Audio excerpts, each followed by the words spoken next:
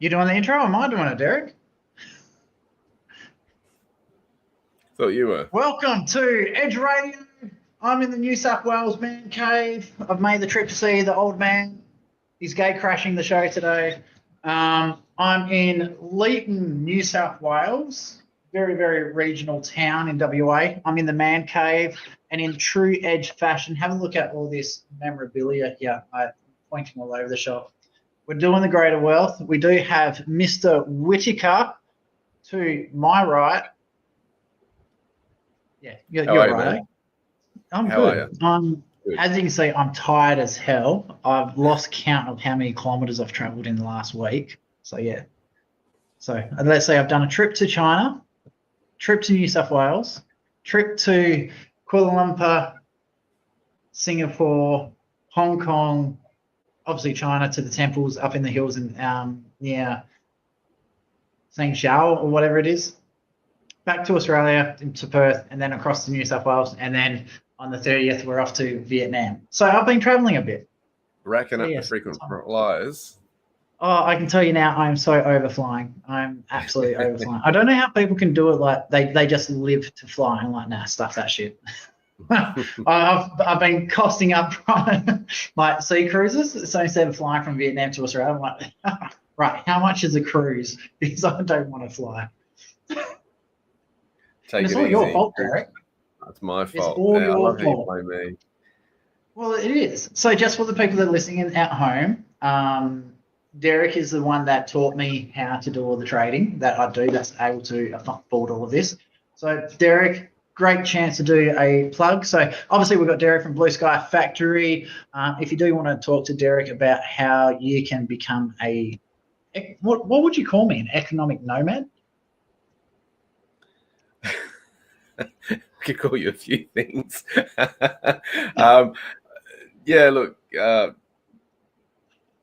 Place of no abode or whatever, a nomad, digital. I wouldn't call you a digital nomad. Digital nomad, that's what they call it, digital nomad. Yeah. Go to Blue Sky Factory. The links are in the description. I think I spelled it right. blueskyfactory.com.au. He has some amazing courses there. Building the Wealth Foundation, that gives you the knowledge on where the financial industry came from. The options trading course is what I do to earn my money through options. And Milan, my wife, actually did your crypto course, which was, I forgot what it's called. It's Prepare to Prosper 2024, which is still relevant today. Strategies of still getting people wanting to do that and getting amazing results. So, yeah, there's a lot going on. We've been very, very busy. Today, I want to, if we dive into the show, I want to look at the whole fascinating unfolding of what's going on between the United States and Australia at the moment. Trump's hurting the back pocket of our education departments. I've got no problems with that. And look, for those who get stirred up seeing a controversial political flag flying right next to the Australian flag at front of our universities, they might welcome this kind of news. It's really fascinating to see what's going on. If you haven't been up to speed as to what has been going on, some people are calling for the Prime Minister to have an emergency meeting. What Trump administration does, cutting funding to 7 Australian universities. They really sent out a bit of a flyer, a questionnaire to these ones. They were basically to the tune of around $386 million, sending it to the Australian Academy of Science in 2024. That's what it was funded. The Australian government provides about $800 million annually in non-medical research through the Australian Research Council. 25% of Australia's publications in biomedical and clinical sciences are involved in these collaborations with the United States. And the Australian researchers basically have been developing vaccines and medical products that underpin Australians' health security, quote unquote, the AAS President Chinapati Jagadish. He's really saying that the uncertainty around research funding had major implications for the value placed on public education. And if they look at it, if they put research in the Australian context, they put it this way: Australians are helping to deliver solutions to pandemics, cure for cancer, innovations in science and engineering, and the critical thinking skills that we need as a society. What they're not also looking at is, of course, the Make America Healthy movement that's been going on, where you've got Robert Kennedy over there really questioning a lot of the way we've been doing health for so many decades and really overhauling the look of that. The questionnaire itself was fascinating when you look into it and what they were asking, with one of them that didn't make the headlines quite interesting. I'll read some of those questionnaires for you just so you get to a context of what's going on. But in one of them, it was saying things like, well, we'll read the main one. It says, your organization encourage free speech and encourage open debate and free sharing of information. Now that is really fascinating. I mean, most those who go with the mainstream narrative are going, what are you talking about, right? But those who've had alternative views as to what's been going on in health go, yeah, get that, understand it. And it's really bringing to head, I mean, that kind of question of what is the truth, what is what's become mainstream narrative, as we call it, and really putting that in the spotlight. And Australia's kind of inadvertently getting dragged into that whole debate, whether it likes it or not, kicking and screaming. We started this fight though. That's what a lot of people are saying. It's like they're going, oh, America's picking on Australia. No, we're not. We're not picking on America. So if you actually have a look, so there was a attempted phone call from Albanese to Donald Trump to get an exemption on these tariffs. But then Trump, I don't know if it was Trump or one of his staffers, turned around and said, why would we give exemptions to a country that is breaching our, I think it's the Second Amendment, like the right to free speech? Sorry, Daz just told me that's the guns. Was it the First or the Second Amendment that is the right to free speech? First Amendment. First Amendment. First Amendment. There you go. So the Australian censorship laws that we passed, the Commissioner, whatever her name is, the level of censorship that Australia has placed on around the world and what they can put into Australia is absolutely astronomical. So the tariffs aren't there just for America to make money. It's there to make sure that the companies and the countries that deal with America are adhering to the American way of life. So why would you trade with your worst enemy or someone who's openly against you? And so that's what's happening. And when then you get all these people saying, oh no, they're removing funding from Australia for no reason. No, it's not. So one of the executive orders that Trump put in is the end of DEI, like very discriminatory policies against normal everyday people. So that is the funding that they've removed from the 7 universities in Australia. That's what you're talking about. So Australia's picked this fight. I think we're idiots for doing it. And this is, you reap what you sow. So I'm sorry, but Australia kicked an own goal here. Albanese absolutely put Australia in the worst possible position for America. We could have got those exemptions so easily if we just scrapped all these censorship laws. And the timing of it's really bad for Albanese as he goes into a federal election. If we look at some of the other questions, and it's really interesting what they're digging for, can you confirm that your organisation does not work with entities associated with communist, socialist, or totalitarian parties, or any party that spouses American beliefs? They ask, can you confirm that your organisation has not received any funding from the PRC, People's Republic of China, including Confucius Institutes, and or partnered with Chinese state or non-state actors, Russia, Cuba, or Iran? How many Australian politicians now have board of directors jobs within Chinese state-owned companies? Look at our former, I think it was Bob Carr, the former environmental minister, is now working for one of those. He's the highest profile one. From memory, I think it was about $1.2 million a year to be a board of director. He does about maybe 10 hours a month's worth of work. Now tell me that's not a job for mates. And the thing is, they've been cracking down on dual citizenship in recent years for those in federal parliament who hold federal dual citizen positions. Is this any different? Holding, you're wanting America for defense, and yet you're wanting to do deals with America's countries that it doesn't get along with so well. It's have your cake and eat it type of thing, and it's starting to get to the point where it's becoming a bitter taste in the mouth. Well, let's take it a step further. I think it was $22 million we gave to Iran for foreign aid. America and Iran are nearly at loggerheads, especially with what happened with Hexef doing those attacks on the Iranian-funded Houthi, like the terrorist organization. So effectively, that's borderline. If the Houthis are confirmed to be receiving funding from Iran, which is confirmed without a doubt, and then they're attacking American warships, isn't that an act of war by Iran? So it's really, and then we're giving Iran $22 million a year. Can you imagine the outcry if Australia gave Russia money? Yeah, it's well, this is the funny thing, that the NATO is going, well, the European nations are going, why is Trump negotiating with Russia over the conflict in Europe at the moment? Um, it, he can do what he wants as far as he's concerned, and what are you going to do about it?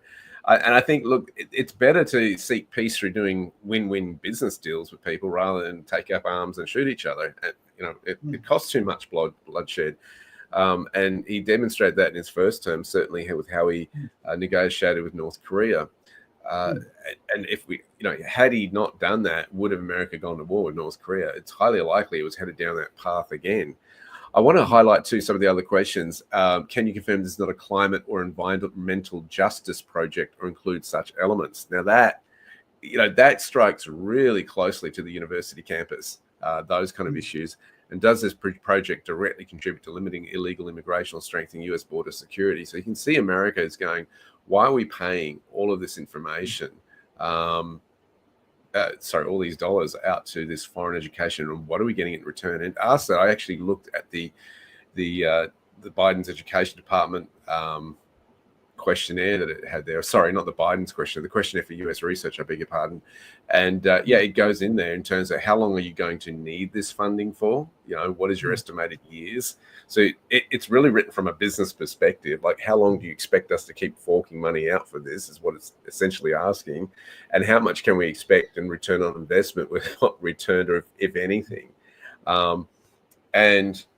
Academia doesn't necessarily think like that, particularly in science circles. It really does depend on their handouts. It's funny that it's registering for 7 different universities across this country at a time that's the worst time for the Prime Minister to be getting these kind of cunning futs. Yeah, I just find it really fascinating because I know Australia used to be one of the world leaders in cancer research. I have a look at, and we've actually a lot of people have heard me talk about this. Estelle got burnt when she was very, very young. So they're spraying on skin and all that sort of stuff. So Dr. Fiona Wood was actually our treating doctor for Estelle. She's the one that got the Order of Australia during the Bali bombing. She was absolutely phenomenal. So Australia as a whole on the research side of things, I personally think we are hands down the best in the world. It's really interesting to see how this funding is actually going to affect the universities, considering especially a vast majority of the students are international students and they have to pay all their fees up front. So considering how much money is actually coming into the universities from foreign students, do they actually need all this funding from America? Or are they just pissing it up the wall and just wasting up needless shit? I think Australian education has been one of our biggest industries in terms of attracting international students, what they charge international students. Obviously, universities are not cheap to run. Not just the academic staff, but the buildings alone are massive. When you look at some of the campuses that are involved here, it really though is shaking to question the left socialism that Australian universities have been pumping out for how many decades now. It really it is a wake-up call to that agenda. And I think that's really at the heart of it too, is are we aligned philosophically with what we're teaching our young people, and have we been? Or are we just doing activism and teaching propaganda on our university campuses? Because I can tell you now, it was bad when I was there in the early 90s, and I can't imagine what it's like now, 30 years later, on those campuses. If it was bad enough then, what would it be like now?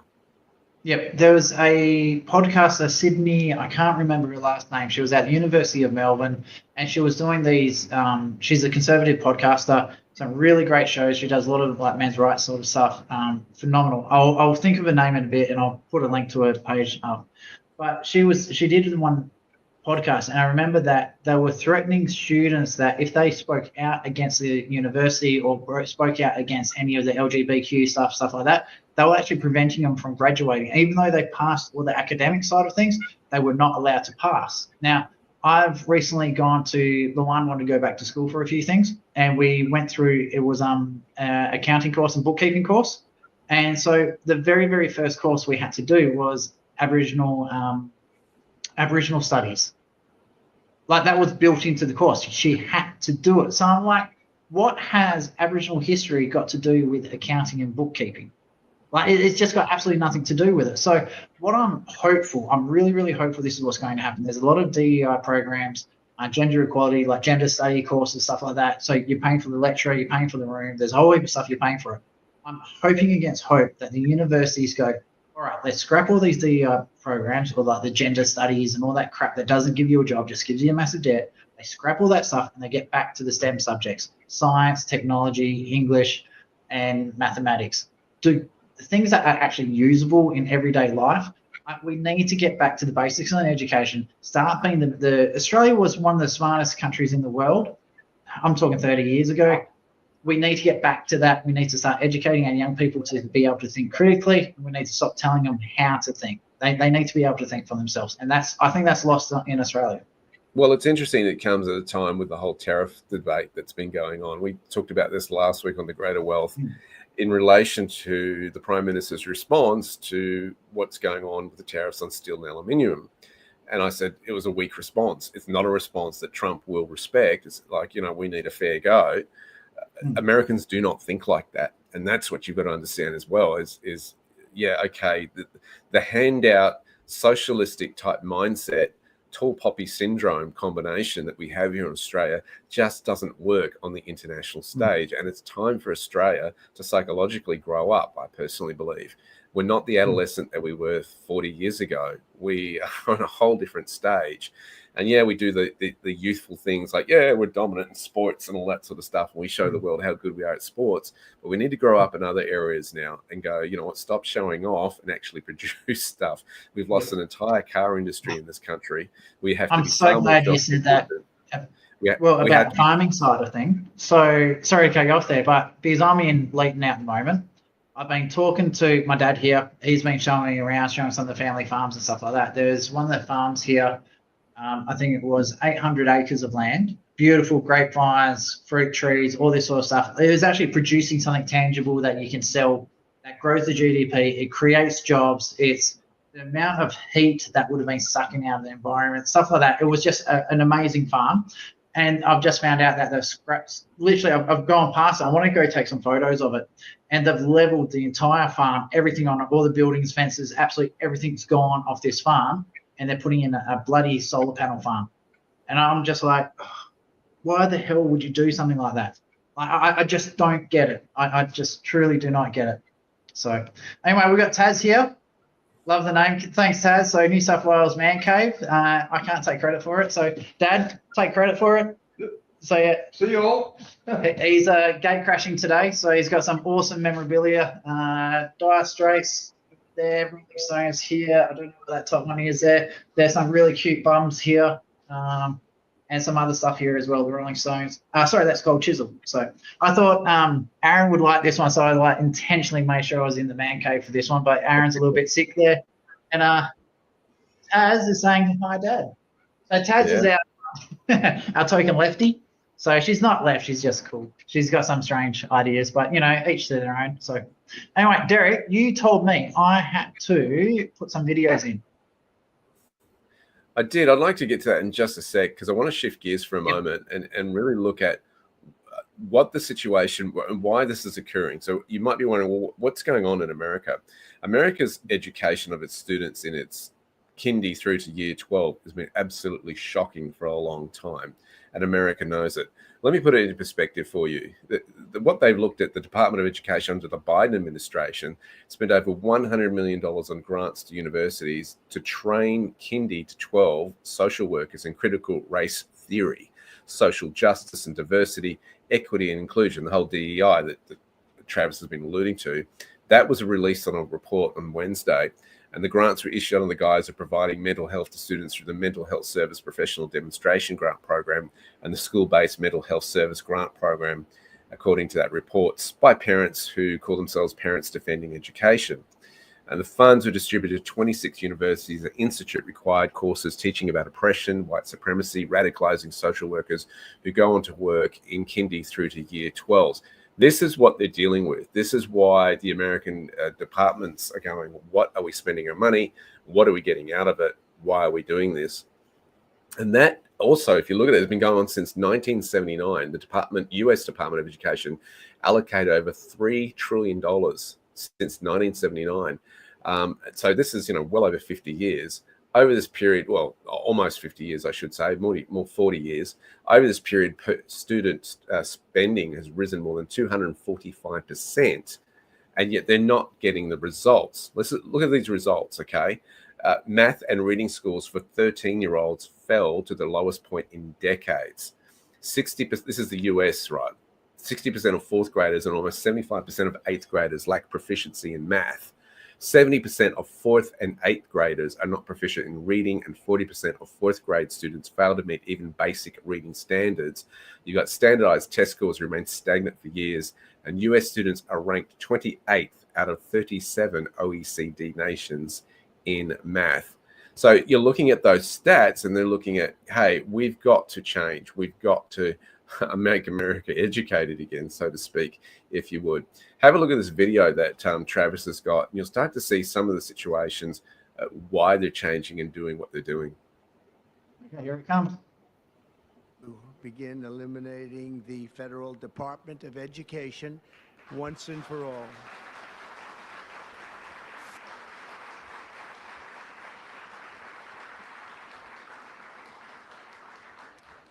And it sounds strange, doesn't it? Department of Education, we're going to eliminate it. And everybody knows it's right. And the Democrats know it's right. And I hope they're going to be voting for it, because ultimately it may come before them. But everybody knows it's right. And we have to get our children educated. We're not doing well with the world. So what you've got here is Trump announcing that he's getting rid of the Department of Education. This is probably every kid's dream come true when you think about it. But what he's doing is he's taking it from a federal level and pushing it back to the states and saying, you're going to be responsible, the 50 states of the United States. You are now going to head over and look through that, because it's not working. The system is not working as it is. If we look at the next video here, he's actually signing it in to a power. You got that other video there, Travis? Is that the executive order one?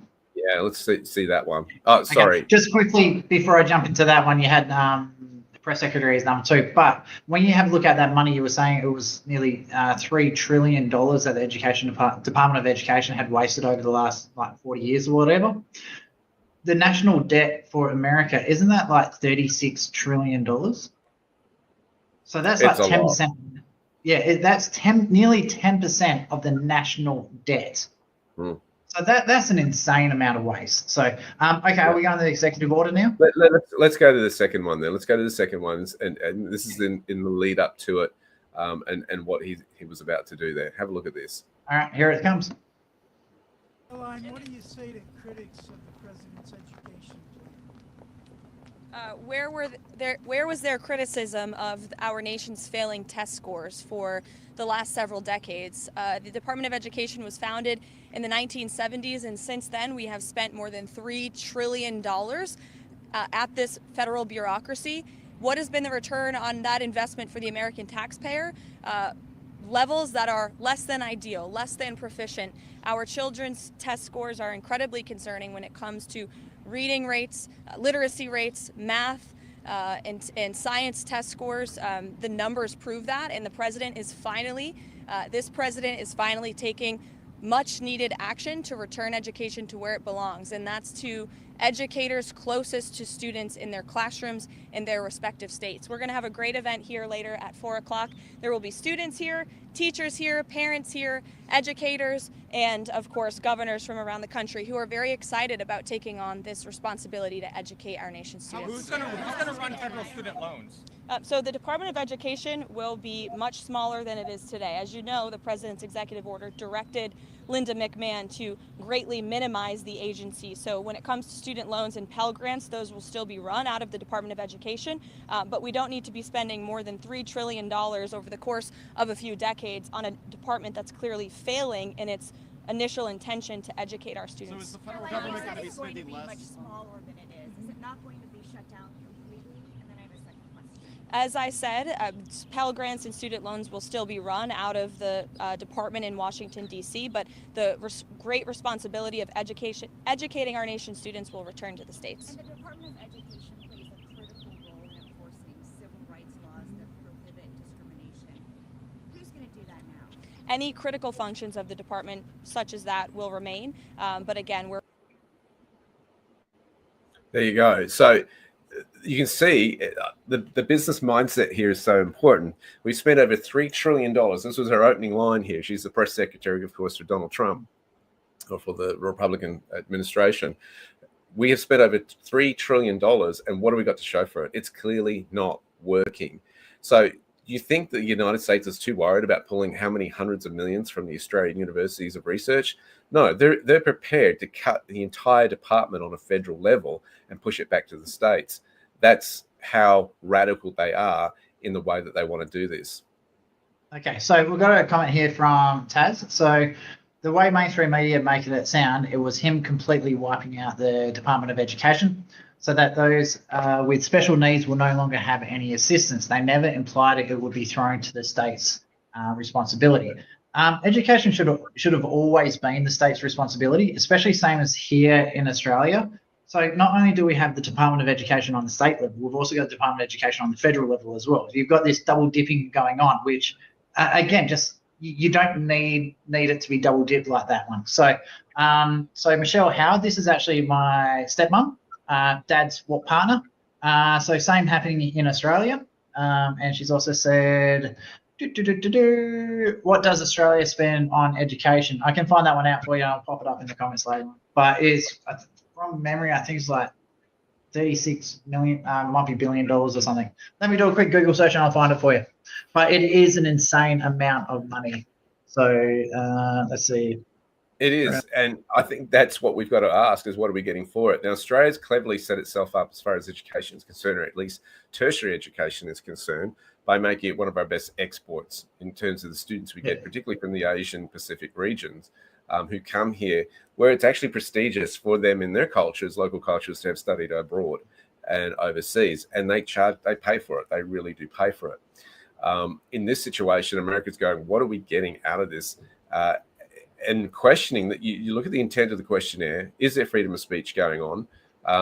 Thanks for looking at that, Travis. 126 billion for 24-25 budget, 2024-2025 budget. 126 billion is now that's not taking into account the school fees that people pay for. That's not taking into account the international students money that is coming in and any grants that they might be receiving from international countries as well. So like America. So it is an insane amount of money, and I'll be honest with you, our school scores aren't much better than America. Like, we are better than America, but not by much. One thing I'm noticing in Australia, I'm finding more and more parents that are actually homeschooling their parents, or like us, who refuse to teach certain aspects of the curriculum. So we've actually had our right to homeschool removed from us from the government. So our girls still go to the schools, but if you ask them, oh, why do you go to the school? And their answer is to socialise. That's what they're there at schools for. If they learn something great, fantastic, but they're there to socialise, I will teach them what they need. And Celeste she was at a school in Perth. She got the top of the class. Estelle was the top of the class. We went to a different school down near Mandurah while we were staying at Mum's place before we come over to New South Wales. She topped the schools there as well. So it's one of those things, the schooling is so bad in Australia that more and more parents are pulling them out of school. And that's the other thing I'm finding in America from talking to people I'm going to meet up over there. More and more people don't have any faith whatsoever in the education department, so they're pulling all the kids out. In relation to that, as a parent, you're seeing, a lot of time spent at school for what? There is a lot of extracurricular activities that you go, even in private schools, whether, they're spending it at library, they're spending it in assemblies, they're spending it doing these Harmony Day type things and dress ups and all this sort of stuff. And parents are busy as it is. And they're kind of going, listen, we don't have time for this. And I think what was a bit of a wake up call for a lot of parents is when the shutdowns, the lockdowns happened during the last 4 years, and you've got your kids now trying to, learn online. For me, it was a bit of an insight. What is my kid actually learning? We were sending him to private school. I'm going, what am I actually paying for? they're basically put on these Chromebooks and they're babysitting them for the rest of the day. And I'm going, hang on a second, aren't you ever using a blackboard or whiteboard, as they call them now? Aren't you actually getting out there and teaching? And No. it's a lot needs to come under question. Or is it just the computers that are expected to program the kid to come out with a qualification at the end? So this is a cool question. My wife Luan is actually at my grandmother's house. I haven't seen her since she was 7, since I was 7. So Nana Betty is watching. She said, "Where did the money go?" And children do not benefit from it. So Nana Betty, happy 94th birthday. So she's going strong. Thanks for joining in the stream, Nan, by the way. So a lot of the money I'm finding, it's kind of weird because the school the girls was going to in Mandurah, there was no Aboriginal children in the school whatsoever. So the sirens, you press a button and it screams at you to tell you to go to the classroom. That was actually a didgeridoo sound. There was all these Aboriginal paintings all over the buildings. There was a welcome to nation thing, welcome to country as you walk through the school. Every assembly, they started with a welcome to country. And the school was saying, "Oh, no, we don't do any politics in the school." And then I watched there when Celeste was getting one of her certificates, and there's the principal all proud and everything, this white guy with an Aboriginal painted shirt with a sign that says, like, writing across the front, "Always was and always will be." Now, my question is, if the school doesn't support any politics, they want to keep the politics out of school, why is the principal wearing a political motivated shirt? So that's the sort of bullshit that's going on in the education system in Australia. Sorry, Nana, for swearing in front of you. But it's just... it infuriates me, and I think a lot more parents need to take accountability for their own children. We pulled the kids out, we took an active role in their education, and the amount of compliments we receive about how intelligent the girls are, how well-mannered they are, all that side of things, I just want to rip my hair out when I see some of these other monsters that are running around there. And so having parental involvement in the kids' upbringing makes a world of difference. Absolutely. We've seen huge differences in our children since we put them into homeschooling as well. And, we have got the luxury to do that in terms of, we're not in a financial situation where both our parents, myself and my wife, are required to work. I run a business from home, and that's given us the flexibility to do that. I wanted to see my kids grow up. I didn't want to see that. So when you return to family values, I'm seeing them get a far better education than they would have otherwise.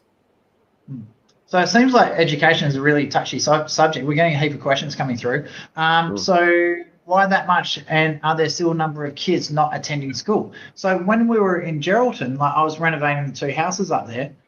I was out the house 2 o'clock in the morning. We're hearing a big, massive ruckus, and there's like a whole heap of kids between the age of 4 and probably about 13, 14, just walking the streets at 2, 3 o'clock in the morning, just throwing rocks at houses, just being right old little shitheads. And it's like, okay, so going back to my comment, like parents need to be involved in the school kids, in their schooling. Where the hell were the parents during that time period? So there's only so much teachers can do because of the policies. They're stuck. Like I remember way back when I was at school, when I was like in the 1980s, if I played up, I was shit scared of getting caught by a teacher. Now it doesn't matter. Like teachers they can't do anything. They can't discipline the kids. When they call the parents in to do disciplining, it's like, well, why aren't you doing something about it? They're blaming the teacher when they can't do anything. So I think parents really need to start taking the initiative and taking part in the kid's life. And God, I looked like an Italian there. But it really infuriates me. I think a lot of the blame's putting on the teachers, and I don't think the teachers should be blamed on this one. I think it's more of an administration thing, and the legislation that has passed has massively failed our kids. So Derek. When you start legislating against, we'll get back to Trump in a minute and what he's doing, but when you start legislating a breakdown of a family situation, you're going to have social issues that come with that.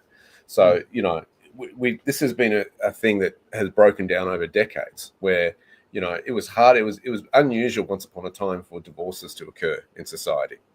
It was unusual for people to shack up together before they got married. It was unusual before for the family courts to be infiltrated with divorce settlements and all that sort of stuff once upon a time. And then child support payments and all that sort of stuff. It was unusual for both parents to work once upon a time.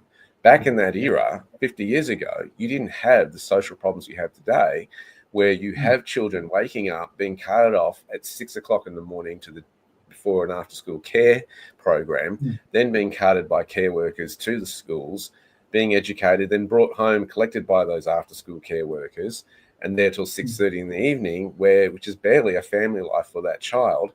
And the educators who are looking after your child do not have the power of a parent to discipline the child. So the child is getting away with a lot because of the system, and it's failing. And we will pay a huge price for that. Question. Yeah. Let me just say this. We will pay a huge price for that as a society. We are not counting the cost of what the breakdown of the family is actually costing us as a nation. Because give you a practical example. When a couple split, suddenly he has to move out of the house. Usually it's generally the bloke who moves out of the house. Suddenly he's got to take on another rental to do so, right? At the moment, we have a shortage of houses in our community because of the immigration issue, 1.5 million that have come in the last 2 years. Can you start seeing the problems then? Now he has to pay child support payments as well, and there's a middleman. The government will take it out of his account. He can't give it directly. It's just a system that if we encourage people and families to grow and work together, we'd have kids would be better off, families and marriages would be better off. The system's not working. A couple of questions here from Michelle. First of all, the $126 billion also includes private schools. Private schools do get state and federal funding for some of the courses that they do. Some of the wages, especially with the scholarships, also gets government funding as well. So I heard anywhere between 30% of the funding from private schools is actually from tuition. So 70% up to like 60% is done by government. So there is a lot of funding for the private schools. The other one is, do you think that both parents working impacts the kid's life? Absolutely. Having both parents at home is always the best option, having both parents involved. But I was having a look at it, and even sitting down with the kids, 20 minutes just listening to a kid read, correct some of their grammar here and there, just teaching some of the basic maths as they're really, really young, like Estelle's age, like 6 to about 10 years of age. That 20 minutes a day sitting there one-on-one with a kid is probably equivalent to a full day out school. Because you got to remember, out school, it's one teacher, 32 students. There's no one-on-one time. You might get a little bit here, a little bit there, but there's not enough. So just even if it's 10, 20, 15 minutes as well, it makes a world of difference towards the kid's education. So yeah. In addition to that, Travis, I've heard adults talk about the impact it's had on their lives, coming home and there's no parent there at home. And they've had to basically, if they're the older child, be the parent to their younger siblings. There's no mum and dad till much later. And I remember hearing a story recently where, there was a fire that happened at the house while these kids were at home. And this woman is saying, that I had then to put the fire out, and mum and dad weren't there for us. And they were like, whoa, hold on a second. This counselor or whatever is saying, you understand that is not normal. What you've gone through is a bit of an abandonment in terms of your childhood, that you had to face a fire and there was no parental supervision there. And I think we don't recognize just that aspect of it alone. Yes, there is a better improving education. And the problem is too, when are we allowing kids just to be kids? The other issue too is that we're having a curriculum thing where they are trying to fill up more work to fill up those hours between 8:30 to 3 p.m., right? With activity. Even if the kids have done the basic information for that day, well, we've got another half hour we've got to fill here, so we'll give them this activity, we'll give them that activity. And I don't know that that's always helpful for the child. And you see it's leaking into the childcare centres too, where they're doing the before and after school care, and they're forcing them to be more education focused. And I'm going, the kid's been in school for 6.5 hours for the day. If the teacher hasn't done their job, when is the kid just going to have downtime to play and be a kid, right? And it's just such a throw it down their throat thing. These are kind of the problems. That's not normal. That is not normal in child development. Yep. So just going on what you just said then about, and hey, Josh, welcome to the stream, about the Jordan Peterson did a really good one about kids, especially boy, like between this age, say 8 to 13, male children, if you will, with the PP and anything. He was saying that boys don't have ADHD. a lot of the kids that are getting diagnosed with ADHD don't actually have it. What it is, they're just kids. They've got all this energy. They want to play. They want to explore. They want to expand their horizon, but they're being told, right, shut up, sit down, read a book. And just the way boys' minds are wired compared to girl minds, they're just two totally different things. You need to get them out there. You need to get them dirty, have them fall out of the trees, run them absolutely ragged so they don't have the energy to be disruptive, then try to teach them afterwards. So they're taking a lot of that because they're sugarcoating kids, they're putting them in cotton candy, they're not allowing them to, go hurt themselves, scrape their knees, ride the skateboard, do jumps on your bikes, do that, release all that pent-up energy, and then they can start educating themselves properly that way. The other thing I've found, especially with the way the education system is going, simple things like manners. Kids aren't learning the same manners these days. And to me, I always tell the kids that manners are the lubricant of society. If you want something and you're not really supposed to have it, if you apply it and you try to be creative and helpful with the person you need help with, they're more likely to help you. If you just go up to someone and say, right, I want a coffee, they're not going to have it. They're going to go get stuffed. But it's like, hey, so-and-so, great being here. Thanks for having me. Hey, do you mind if I get a coffee? Can I please have a coffee? It's so much more likely that you don't get the outcome that you desire. So I think that's another thing that's really lacking in society. Anyway, we're running out of time. I know you've got 2 more videos you want to run through. There's so many questions coming through. Taz, Michelle, Josh is coming in here as well. Nana Betty as well. All of you guys, thanks for coming in. If you do have questions, pop them in. We'll try to get back to them later. Let's do Taz's real quick. The top two. The big one? They love my job. So, let's get through Taz. America's so bad with lack of education. A guy went around asking US random people to name a country in North America. No one person could do it. Most of them thought North America was the USA. Another one, he asked US peeps where New England was. All of them thought New England was in England. Those are all super concerning that US people are so behind they don't even know geography or what regions exist in their own country. You can see the whole point of the Republican administration saying that we've got to do better at this. Absolutely right, Tash. Sorry, I've got to jump in this one. Girl maths. How the hell can anyone think that girl maths is a real thing? If I've purchased something and I've paid cash, it's free. No, it's not. You're an idiot. So it's things like this. We need to start calling idiocy what it is. Like if you're a muppet and believe you, I paid cash for this, so it's free.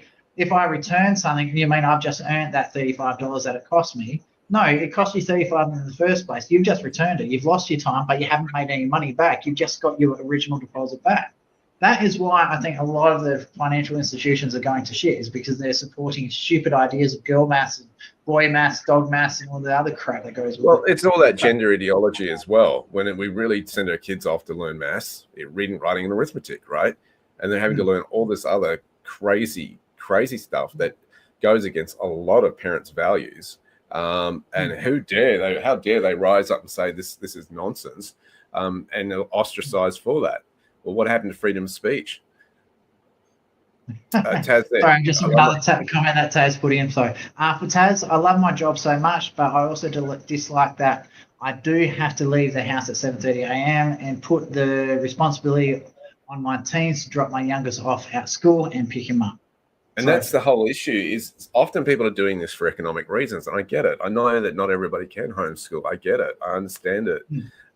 But you've got to ask, I think there's 2 parts to it, right? There's the whole thing of we have land control in this country. And this is why Australians love their homes. They want to own their own homes. But it's manipulated. It's so price controlled in this country. We have the lowest population. We have about 2 people per square kilometre. And yet we won't release land to build more homes because that would also lower the price of current homes. There's that issue of it, in the sector of it. I think the other thing is values. I mean, I'm not putting myself on a pedestal here, but I think at some point you've got to, values are also determine what you do, where you spend your time and what you spend your money on. And, my wife and I, when we first married, decided we're not going to put our kids in childcare. That was just a decision we made at that time. And, we have family who own childcare centres and all that sort of stuff. At one point, my wife put a child in for 1 or 2 days sessions. And I can tell you now, I'm glad we didn't do that permanently or do that a long time. That was not a feature. But I think you have to make these decisions at some point. What are my values? What's important to me? and what I'm going to do here, and protecting our kids, not just from, and I'm not having a go at any childcare centers or anything like this, but I'm the one who should be instilling values into my kids, not someone else who I have never met before. I think that's a personal decision that you've got to make when you're going through that. Let's have a look at this, if we may, if we can have a look at this next footage here. This is the actual thing being signed, executive order by Trump, getting away again of the federal education department in the United States. Take a look. I'm going to do a quick apology to Aaron. We're done run over with this show, but too bad. So, yeah.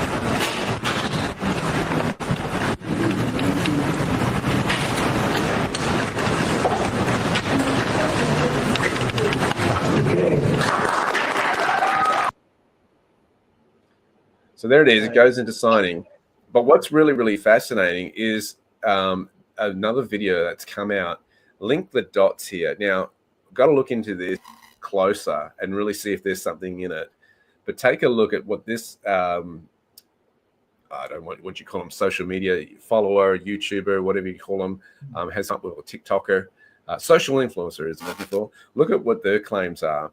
And I think a lot of this, in this age of revelation, of things coming to light and hand, it's going to be really interesting. Again, I say, follow the money trail. Take a look at this. Is this video number 4? Yeah. Yeah. All right, here it comes. An executive order today to begin dismantling the Department of Education. Awesome. Getting sent back to the states like it should. Although that's not going to solve the problem of our kids getting shit education. What we need to do is look at the curriculum they're getting and where that's coming from. For instance, many of the science textbooks in schools come from the Discovery Channel, actually, owned by Warner Brothers. Lovely. And a good portion of the books also come from a company called McGraw-Hill. Now, I was checking into them and actually found some weird things. Check this out. They formed a partnership with Robert Maxwell in 1989, creating the second largest textbook publisher in the United States. Yes, Robert Maxwell, Ghislaine Maxwell's dad. But wait, there's more. In 2012, McGraw-Hill sold their education division to a company called Apollo Global Management. And one of the founders of that company is Leon Black, who used to be one of Jeffrey Epstein's good buddies. Now tell me, why do we have all these Epstein connections with companies that make our kids textbooks? Oh no, man, I found that shit was weird, I had to tell you. Unraveling our messed up education system is gonna take a lot of work, and getting rid of the DOE is just the start. Wow. Okay. I might need to follow that guy. So the plot thickens. Where is your education coming from? What values are behind it? Who's pushing it and why? So if you start lifting the lid on this, it's getting very, very interesting. And you can see why the Trump administration is asking the universities of Australia these tough questions and questionnaires of what are we funding? What's behind it? Is it in any way affecting other policies? How long will it turn profitable? What's going on, guys? It's fascinating, this whole thing. And I think it's something that we as parents are going to wake up and go, who's behind our education? What's being taught to our kids? Does it come in alignment to what our values are? Because it influences your kids. You know, their personalities are formed at a very young age, 4 or 5 years. A lot of it is ingrained already through your example. But then is it being followed up by the curriculums that are being taught in the classrooms?